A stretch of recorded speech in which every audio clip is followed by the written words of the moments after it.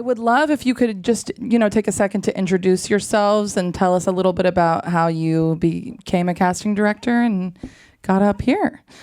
Would you like to start, Candice? Sure. Love to start. I got into casting when I was at NYU, and I started interning at a commercial casting agency. And I decided that's what I want to do. So I started in commercials, then went into unscripted, and now I do both unscripted and scripted with Miriam. I am based in New Orleans, so my casting company, Glorioso Casting, is there. I got into casting after deciding that maybe I didn't want to be an actor anymore. So I started around 2000. I opened my company in 2007 and started casting in about 2004, doing film and television primarily in the Southeast region. Hi, I'm the other half of Hoffman Bernstein Casting. I'm Miriam Hoffman. And I got into casting when I was at college. We started a casting company within the drama school that sort of paired independent films, both student, graduate, and undergraduate, and producer programs with the actors. And so it was a really nice way to, combine the schools because they actually never spoke to one another. So that was fun. And then I went into development, and I felt like I was very into placing actors into the right spots, and it was a puzzle to me. So I made my journey into casting. Hey everyone, my name is Alan Luna. My pronouns are he, him. I'm born and raised here in Los Angeles. I'm first generation. I'm a son of indigenous, undocumented people from Mexico. And growing up, we were really poor. And there was a moment where I lived right next to the Sony lot, and I remember thinking like, oh, I'd love to be in there one day. And of course, it feels like this giant wall when you are just living in poverty. So what's interesting is the reason why I shared this is because I think it's important that everyone knows everyone has a different pathway to their careers, whether you're an actor, producer, writer, director, casting director. I had a next door neighbor at one point who, when I was around 13 years old, she was a producer and development executive. And she also was a casting director. And she took a liking for my family and told me that if I ever wanted to work for her production company, that I can come, when I become an adult, I can come. I was like 13 when I met her. Any day now. Yeah. That I can come knock on her door and she will give me an internship. And that's how it happened. So when I started college at UCLA, I went over there, knocked on her door, told her I was in college, and she honored her word that she gave me like 8 years prior. And so that was my introduction to the industry. That was in 2011. And from there, so I was working for a producer developing television shows. But since she also was a casting director, I was working in both casting and television development. And then from there, I mostly focused in casting and been working in casting ever since. Hello, I'm Alexa Pereira. I won't give dates because I don't want to age myself, but no. I'm from the East Coast, New Jersey originally, and and I actually started out acting, like Ryan, right? Yeah.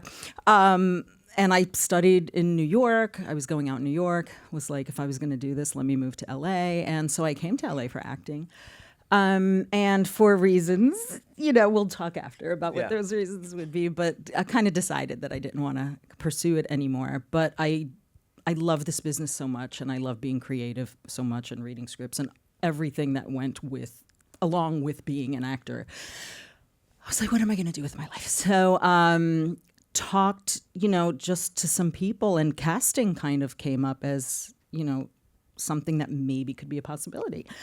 So I started just reaching out to people. I started volunteering. I started in commercials as well, but always knew that I wanted to do theatrical. And it was just something that, like, so when I worked in commercials, I was the one in the lobby that would sign the people in when you go in. But the part that I loved about it was as soon as I knew what the actors had to do in the room, I was the one in the lobby like, okay, guys, so this is what you're going to do when you get in here. And I just absolutely loved that part of it, sort of like being the director, where I'm like was kind of telling the actors what they needed to do. Loved it. So I always knew I wanted to do theatrical, fell into that, literally just got a little resume and was like, I want to do this. And first office I got into was like a huge office. And I've been lucky ever since that I've just been working in huge offices ever since. And then, then just the natural progression was just to start my own projects as well. So now I'm doing like indie films, short films, of course, and student films sometimes, but that's how I got into it. Wonderful. That's such a great variety of stories. I love that. I'm curious in the audience here, how many of you, I'm sure we have many, many actors, if not all, but how many of you are filmmakers or aspiring filmmakers?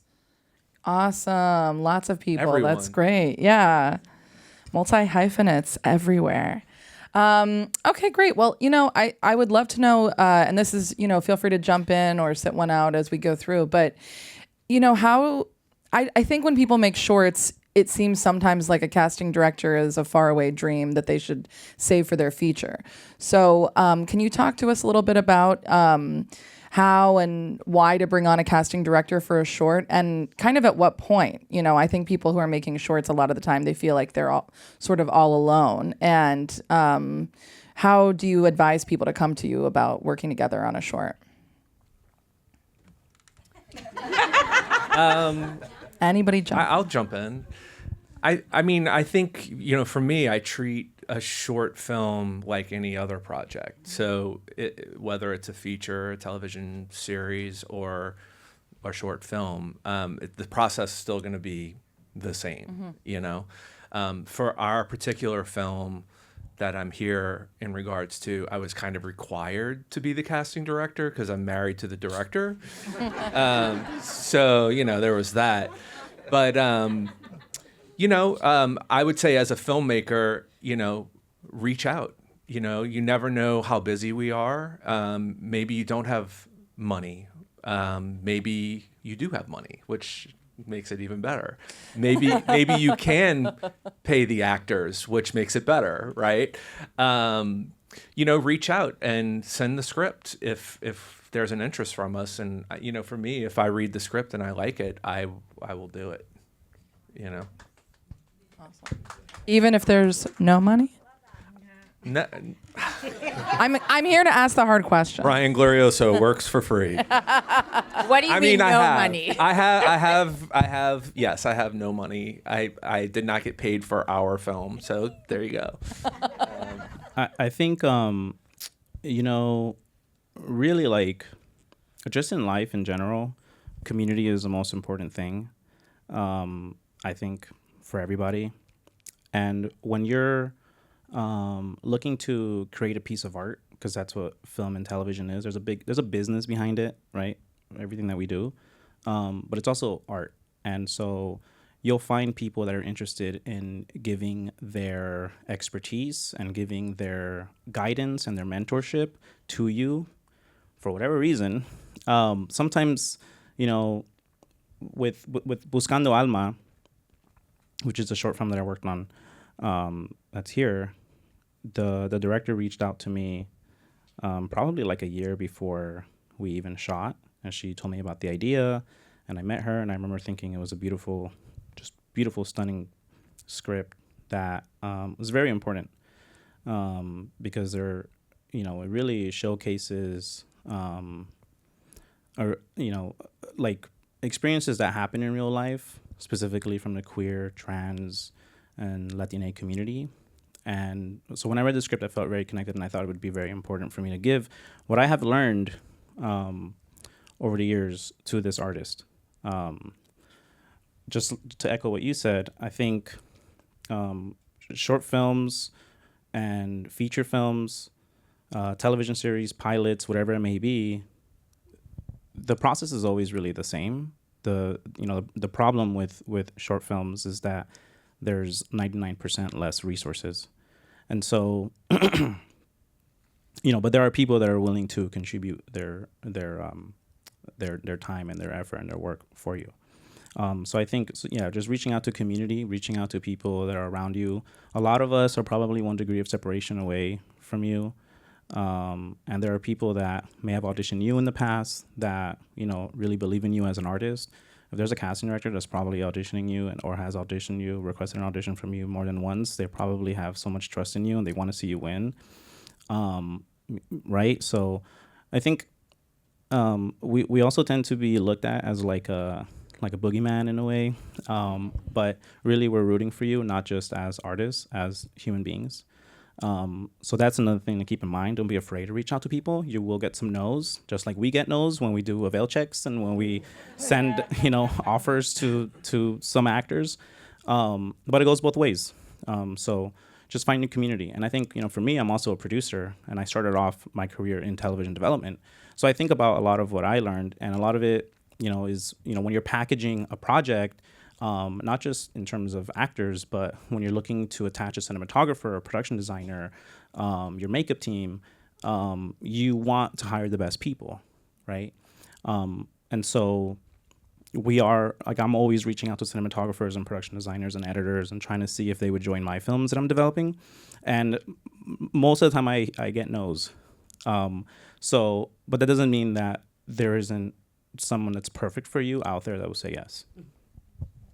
And if I can sort of piggyback on that, in terms of like for filmmakers, when you're trying to make the decision of when is it time to get a casting director as opposed to, say, casting it yourself, I mean, I think a lot depends on like the cast and the needs that you have. And if there's a lot of actors, I mean, we do a lot of work. And I think a lot of times producers, when they cast themselves, start to realize a lot of the work that goes into the casting process. So like if you only have 1 or 2 roles to cast, and then maybe the producer can do it themselves, because a lot of times they're in it themselves, right? They're creating the project for them. So they're probably one of the roles and then they can find the other role. But if you start getting a larger cast, definitely start thinking about having a casting director, because the main reason is we have a network. We have an access to agents, to managers, to even actors that you may not necessarily have access to. So that's really the main reason, when they were saying like the expertise that we have, that's the reason that you're bringing a casting director on for a project that you may have. What's something you're looking for? We're talking about maybe filmmakers who have limited resources or are at the very beginning of trying to get something made for the first time. What's something you're looking for, maybe especially in a short, that tells you like, I want to work on this, even if right now it might not mean that there's money coming in, but I believe in this. Or maybe even the opposite. Like what are, common red flags you see with folks submitting something that makes you like, come back later? I mean, I would say a good story, clearly, if you can see something and they have a good way of writing it, plotting it out and all that, you see the potential, I'm all in. An important story that needs to be told is always a good way. Yeah, that's definitely the main thing is what is the story about? And then for me, like close first, but the second is this person going to be, I can tell just off of a meeting if a person who I'm collaborating with, whether it's a producing team or director, writer, what kind of collaborators are they going to be? Because this is not an easy thing to do. To make a film is so hard. And so I think that's something that I consider a lot is what type of person am I going to be potentially spending more time with than my family with. So who am I going to be available sometimes on the weekends for? Or who am I going to be getting like anxiety attack phone calls at like 8 p.m. when I'm having dinner? And so that's something that I think is something that we consider a lot. In my office is, who is this person? Are they going to be, do they feel like someone that's willing to hear our expertise and our guidance and our mentorship even in this process, and listen to some of the, like do's and don'ts during this process. And you can kind of gauge that when you're having meetings as well with folks. And someone, I'm so sorry. Go ahead. And someone who values your opinion and actually like sits there and listens to what you're saying is always a much more pleasant experience. I I think in addition to all of those things, that especially for new filmmakers, it's important to know how they're going to do the thing. What are they shooting it on? What's their taste level like? You know, if I'm going to put my name behind it, especially for no compensation, I'd like to know that it's going to be quality. You know, so I'd like to have a conversation with the filmmaker to see what they're like, you know, just like they would like to interview me to see what I'm going to be like to work with. I'd like to see what their creative spirit is like, and if they have any other past work that they could, you know, show, like any links of short films that they've done in the past, that sort of thing. Wonderful. Yeah. I wonder also, like, do you feel like they shouldn't come to you? Do you prefer maybe that they come to you with a lot of ideas about who exactly they're looking for each of these roles very specifically? Or is it okay for someone to come in and say, I'm open, but I don't know like how specific you want me to be about who to look for? Maybe there's, something they haven't thought about in terms of like demographics of who is going to play the role for something. I almost feel like filmmakers always come with people in mind, because it's like, especially if they wrote the script, they usually are like, this is who this is who we see. I mean, they might not say that, we think we can get those people. I know part of my process, when I'm helping, think of ideas, or even when I'm just putting out a breakdown and starting to collect auditions, is one of my first questions is, what's the prototype for this role? If you could hire anyone for this role, who would it be? So if they say whatever name, it could be the biggest star. For me, it's not about like, oh, okay, that means they want someone that looks like, they say Jennifer Lawrence. It's like, okay, now I need to find every Jennifer Lawrence. It's not about that. It's about essence, right? It's like, oh, okay, they're looking for this type of person, whether it's girl next door that has a vulnerability but also a strength or something like that. So then that way, when you start to look and read people, you know that that's what they're looking for in that role. So it's not necessarily, it's never going to be as specific as like, we want a brunette that's, whatever. It really is just about an essence of the character. Yeah. Is there such a thing as like too many options, or is it good to bring like, I could see someone like this or someone like that? I think it's always good to have options, because you can show them somebody that they may never have thought of in a million years. And then they're like, oh, that actually is very interesting and definitely not what I was thinking. So It's always fun to change somebody's mind. Yes, it is. Yeah. And I think that's what, As like, an actor, too. I mean, that's what they'll say. Yeah, like the actors do that, right? It's talent that changes the mind of our filmmaker. But I think it's really, really important to be very intentional, right? I think if you're making a film, be very intentional about what piece of art you're trying to make and put out into the world. And even if you have designed like these character ideas, who this person is tonally, and then you bring up Jennifer Lawrence and we're like, well, that's impossible. But there are, that influences us in our thinking to be able to give more ideas. And look, you never know who will collaborate with you on a short film. I've worked on a short film where there was an Emmy-winning actor that did it. And in the past, we've had, agents at CAA and WME pitch their clients for short films. So you really never know who would be interested. So it's good to kind of have these ideas going into meetings, because that influences the casting director, on like where this can go. But also be open to adjusting, because who you might love may not love you back, may not love your script back, or just they're not accessible, or they won't do it for your budget, etc. So I think it's both. Yeah. I'm curious, I feel like sometimes within a filmmaking team, people have differing opinions. You might have a producer you're working with who's like, we need to get a name. We need to get someone who is like this or that. And the director is maybe, more attached to someone for a different reason. Do you get involved in those kind of arguments, negotiations? Do you feel like your loyalty needs to lie with one person or the other? How should people think of your role in those kind of situations? Typically, I don't necessarily get involved in that. On our specific film, we did discuss if we should try to get someone with a name for our lead role, which we did explore, but ultimately it wasn't necessary for there to be a big name because, performance was key, ultimately. So I don't typically get that involved with that sort of thing. Yeah, we don't get involved in that either. We let them play it out, and then they can ask us, we'll give our opinion if they ask for it, but it's really not. And for Mildred, it wasn't really like that anyways. We were only dealing with the writer and the director, who was one in the same, and, we got someone big, so we were excited. Yeah. I mean, I kind of tend to get not, and I've never felt that it was ever like an argument or anything. I tend to get into the conversation because I feel like that's my job, right? It's like, because a lot of times if they're trying to decide between people, then we have to get into the nitty gritty of like, what is it about one actor? What is it about another that, say, let's talk about the character more. And then that's when I'll get into, well, this person kind of, I get this from this person more. So if we had them attached, this is the type of movie that we would make, right? But if we had this one, maybe it would be this type of movie. So those are the type of conversations that we start to have. And it's not about me getting involved to convince anybody. It's really just to have that, because then they do turn to us to say, well, who do you think?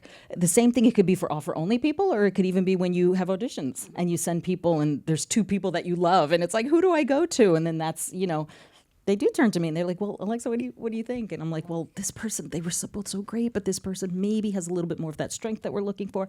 So, and they tend to listen, because that's, again, why they're turning to us for that sort of guidance. Well, I would say a lot of the times it's personality based on the team. Some people don't care, some people do care. It really depends. I think the most important thing is your creative and your vision being fulfilled. And, my objective is to always help manifest the vision of the director and the writer, and have conversations with them to make sure that what they really feel is right for the film kind of happens. A lot of the times I debate those things naturally. But I know that film festivals, they like to be able to say like, hey, we have a film with this Marvel actor in our showcase, in our lineup, right? So it's the truth. And again, business, right? But I've had, like, one of the most prestigious film festivals in the world is called Telluride, the Telluride Film Festival. And, I worked on a short film that premiered there, had its world premiere there last year. And it was a student thesis film that got made for like a couple $1,000s. One of my best friends directed it and wrote it, and during the process, he didn't care about who it was. He just needed to make sure that the characters were true to the story and true to the tone that he was looking for, the actors. And so like, some people they want that, some people don't. I can say like this week, my office wrapped a project that just finished production, and the feature film is an adaptation of a short film that I helped produce 2 years ago, and it stars the short film and the feature film stars Xochitl Gomez, who's in the Marvel Cinematic Universe. And I do think that that's probably one of the reasons why Tubi gave the team $1.5 million to make the feature, because the short film had a Marvel star. So there are naturally conversations like this all the time. But I think the most important thing is staying true to your vision. I mean, how, I feel like, I'm sure you always get this question, but it also feels like it's changing. So where are you looking for people? I mean, of course, I know you have your connections and if there's Actors Access and Backstage, but I wonder, like, are people still going to see like the Groundlings or going to UCB and going to check people out for that reason? How much does social media play a role in how you find people? If you could just say a little bit about that process. Any of you? I think all of that still applies, because you never know where you're now you have even more access to people because of social media. But going to see a show is also important to be in the know, who's up and rising. So I think all of it still. And Yeah. it just depends. Oh, sorry. No, go ahead. It just depends on the project, to be quite honest, because some are going to be looking for only like people with X amount of followers, and that's fine. And you look for those type of people, or they're going to be the people that are looking for the up and comers from groundlings or whatever. Yeah, being in a regional market, I mean, it's kind of the same thing, you know, but we even will look further. You know, I said in the class earlier that, you know, your zip code doesn't determine talent. You know, it's everywhere. You know, like last weekend I was in Mississippi doing a class, and there's lots of talented people there. You know, in like just outside of Jackson, Mississippi.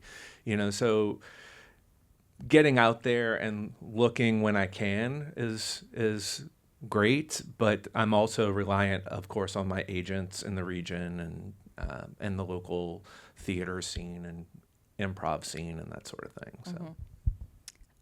For me, it's funny because I feel like when I work on my short films is where I find my actors, because there might be actors that necessarily, like when I work my day job, like, you know, Nobody Wants This or something, like you might not get a chance to see as many actors, right? It's like you're only bringing maybe a select few, or depending on credits or whatever. But with my short films is when I get to see so many more people, because with short films, we can hire actors that are not, I know this is SAG, but people who are non-union, right?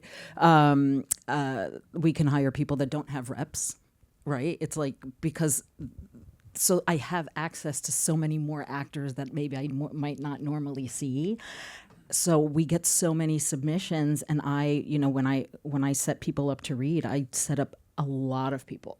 And I know, I don't know the number, but I set up a lot of people. And the reason I do that, I mean, they obviously have to be right for the role. I'm not just setting up willy-nilly, but because there are so many people, that just because you don't have a lot of credits, just because you're not SAG yet, just because you don't have a rep yet, doesn't mean that you're not ready, or that it just maybe means you haven't gotten the opportunity yet, right? So for me, I'm seeing everybody. And that's where I make my lists from that. Because like, and I'll tell the actors too, just because you didn't get the role does not mean that and I think every casting director says this, just because you didn't get that role does not mean that we didn't see something in you that we didn't like, and that we remember you. And that's where I keep my list of now my actors. And like just now I cast is the Young Playwrights Festival, which is theater, and it's something new. And I pulled from my list of all my short films of all my actors that I loved.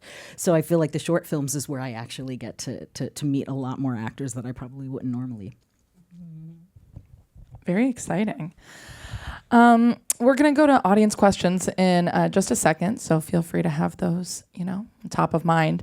But I guess I'm wondering, you know, like what is it, a non-annoying way for people to stay in touch with you, reach out, you know, just remind you that they exist. Ryan's looking at me like there isn't one. You could feel it. No, I'm just kidding. I would say these days for me, Instagram, you know, at Ryglo, RYGLO. You know, because they can send a message there, and if it seems spammy, then Instagram will let me know, you know. I'd say Instagram for me. Everybody's different, really. Yeah. I would say like the most important thing for me, like here, what I'm saying is that like everyone is different. All of us are going to have different answers for this.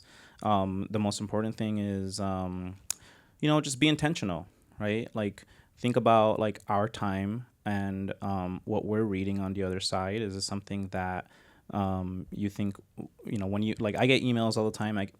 I can tell you guys right now, don't email me. I'm gonna get emails today from people that are not in this room. So it doesn't really matter.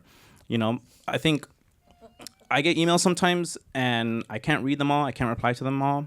But sometimes I'll get an email and I'm like, whoa, I'm looking for this type of person right now. So, yeah, you know, there's that. Social media, I have a casting office with 2 other casting directors.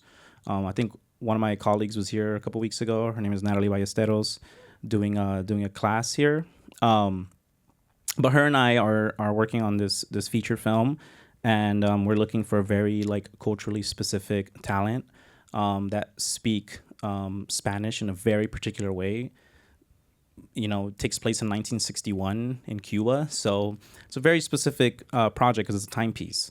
And so we've utilized, for a feature film, we've utilized social media and have done an open casting call on social media. And it's been, I don't know, I look at the statistics and it's been viewed like 100,000 times, which is crazy. But it's an international production, so it kind of went everywhere. And we've received like really, really great, cool kids from this open casting call. And we've gotten some DMs from people that we know are really right for this, so we want to consider them for the feature. So yeah, I would say, when you are reaching out to casting as an actor, like, what is the message that you want to convey? Keep in mind, we're getting probably hundreds of emails a day sometimes when we're actively working on a feature or a series. So it's very hard. If we don't respond to you, don't take it personal. But yeah, like, what are you telling us? If you tell me that you have like this new, if you have a new headshot, I'm like, okay, cool. So it's like, thanks. But I like, it's really hard because I get so many of those. But if you are very intentional and say like, I just saw this thing that you did, it was really great. By the way, I am appearing in an episode of television and I'd love for you to watch it. Like, I'm like, okay, cool. There was a personal touch there. So I think just be very intentional and remember that there's another person there on the other side actually reviewing your material. And don't be discouraged if we don't respond. Yeah, absolutely. And it was like Instagram is great now, right? Because you can just go ahead and follow people, send messages there. Check, some of us have websites. I have a website, so that's where I get a lot of my messages as well. But I do agree where it's like, if, because we're working, right? So don't get discouraged if we're just not able, we're not able to answer or respond to every email. But I've cast people that have cold emailed me and cold Instagram messaged me. Like, I have. Same. You know what I mean? If we don't respond, don't take it the wrong way. But like, we're rooting for you, and we'd love to see you. Before we move on, I also wanted to talk a little bit about. I feel like the last 10 years, it feels like there's been a lot of back and forth in terms of like feeling like the world, caring or not caring about diversity. And it's obviously been a big topic in entertainment. And I mean, I hate to even use just the word diversity because it's like a huge thing.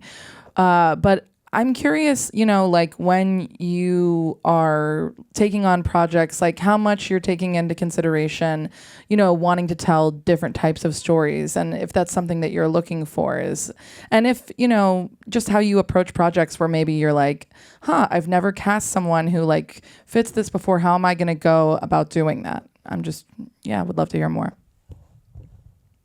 yeah, I mean, going back to like picking scripts that we like, I feel like that's something too. When I read something, I'm like, oh wow, I haven't done this. Like I did, I cast a short called Dogtown, and it was a transgender lead, and I'm like, oh, I hadn't done that. So it's like those, and so it's those type of stories that I'm like, that I want to tell and love and find those actors, right? And then I did another one where it was all Latino cast, which I know that sounds crazy that we're like, it's all Latino, oh my God.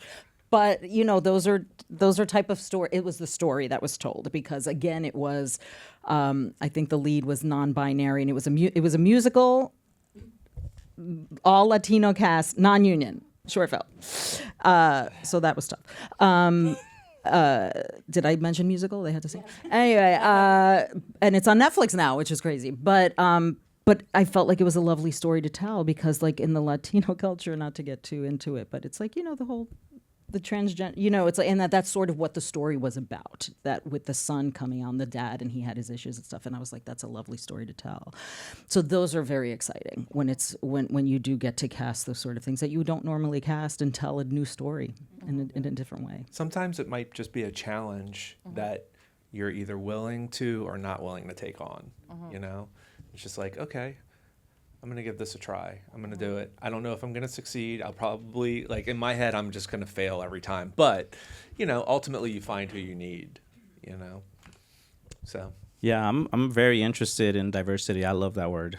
I'm really interested in, stories that come from a diverse lens that we haven't seen. And, frankly, over the course of, 120 years of the industry, it's felt intentional.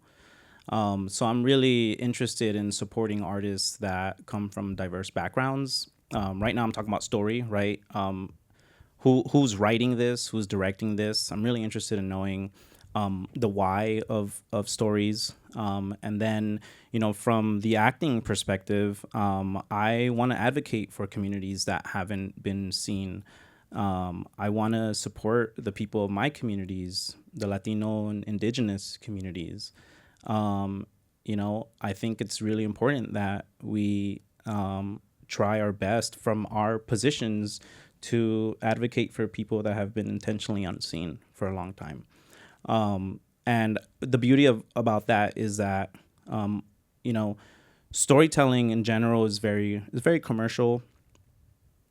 You see so many shows, so many films. And I think unless it's like very culturally specific, what I do is I try to advocate for diversity. I try to advocate for people that live with disabilities, for people that we normally wouldn't see, because I think it can be a really fun new way of seeing a character, right?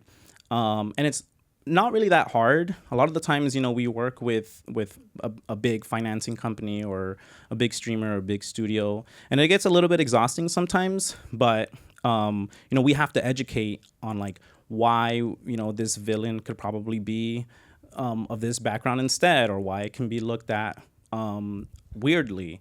But I think those conversations are very important, and they're being had more and more. And I think, we're even though like our government is in a really weird place right now, art is a really important way to push back, and a really good way to educate on who we really are. So, yeah.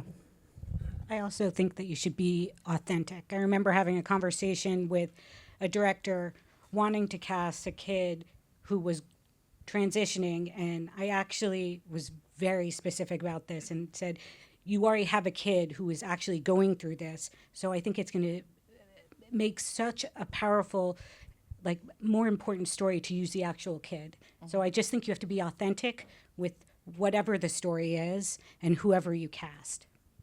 Okay, well, how about another round of applause for our wonderful casting directors?